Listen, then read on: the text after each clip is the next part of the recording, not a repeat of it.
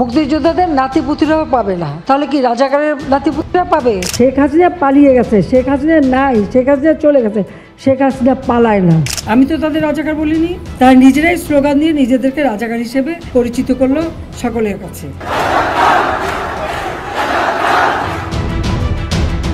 2024 একটি বছরের নাম নয়, যেন ইতিহাসের পাতায় পড়ে যাওয়া কিছুদিন।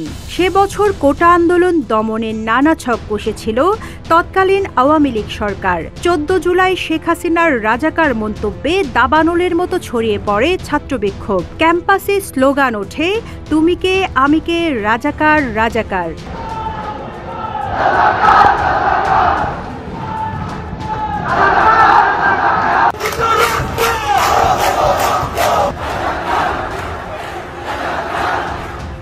ওবায়দুল কাদের হুঁশিয়ার করেন, ছাত্রলীগ এর জবাব দেবে। ছাত্রলীগ সভাপতি সাদ্দাম হোসেন ঘোষণা দেন, শেষ দেখে ছাড়ব।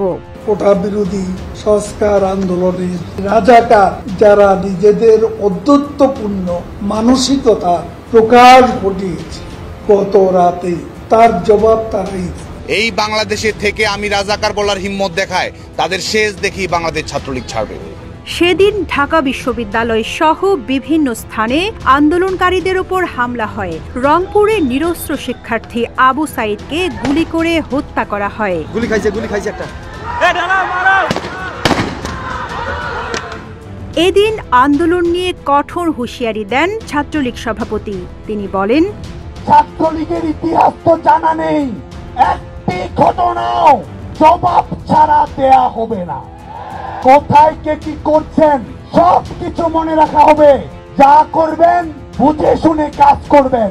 18 জুলাই সরকার মোবাইল ইন্টারনেট বন্ধ করে দেয়। শুরু হয় সম্পূর্ণ ইন্টারনেট ব্ল্যাকআউট। সাবেক আইসিটি প্রতিমন্ত্রী জুনাইদ আহমেদ পলক ইন্টারনেট বন্ধ নিয়ে এক এক সময় বলেন এক এক কথা।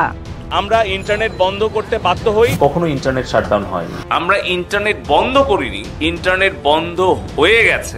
এরই মধ্যে পরিস্থিতি ঘোলাটে হতে থাকে, ঘটতে থাকে হত্যা, গুলিবর্ষণ ও কারফিউ জারি করার মতো ঘটনা।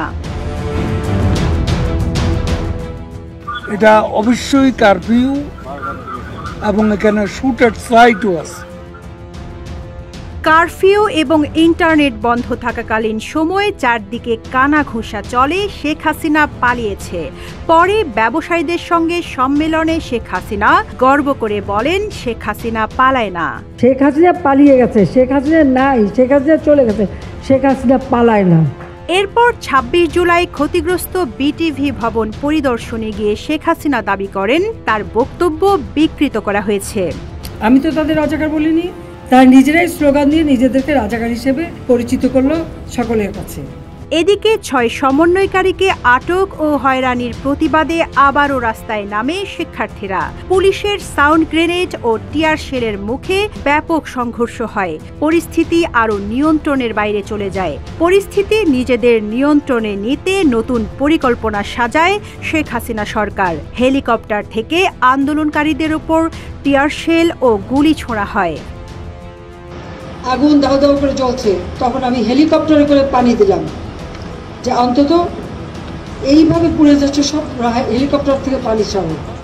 3 আগস্ট কেন্দ্রীয় শহীদ মিনারে জড়ো হয় লাখো মানুষ। ঘোষণা হয় এক দফা, শেখ হাসিনার পদত্যাগ। পরদিন বিক্ষোভকারীরা সারা দেশের নাগরিকদের মার্চ টু ঢাকা করার আহ্বান জানান।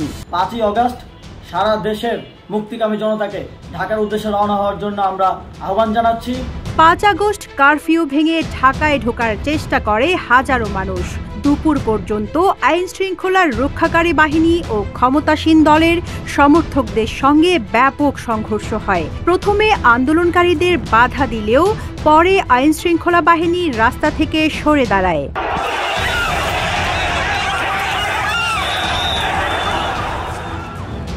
পরিস্থিতি বেগতিক দেখে দুপুরে পরিবারের সদস্যদের সঙ্গে আলোচনার পর পদত্যাগ করতে রাজি হন শেখ হাসিনা। তিনি হেলিকপ্টারে দেশ ছেড়ে যান।